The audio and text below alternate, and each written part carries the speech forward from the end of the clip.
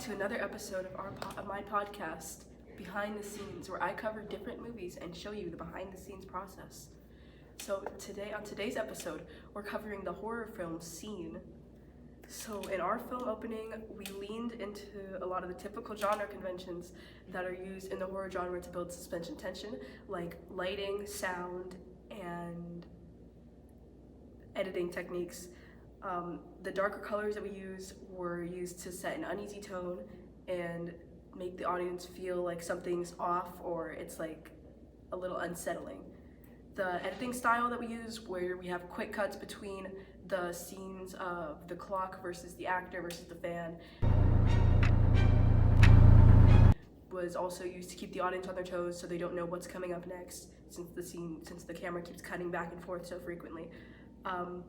We use this to also reflect the anxiety of the main character, because her mind is moving really, really fast and it disorients her, just like it's disorienting the reader.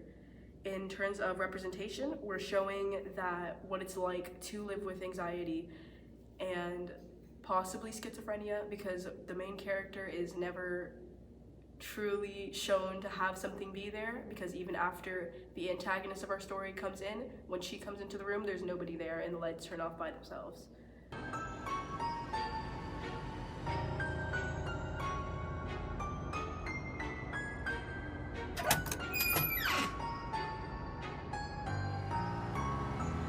As for audience engagement, we attempted to keep the audience engaged by not using typical jump scares, but instead making them guess what's coming up next, like the frequent cutting that made them guess what was going to get cut to next, since it was cut out of order and the sound kept lifting with every cut.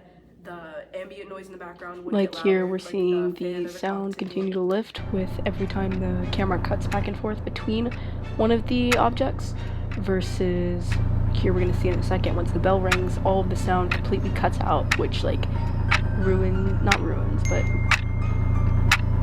lowers the tension of the audience, because they were expecting it to build to something before it just like completely cut out because of the bell.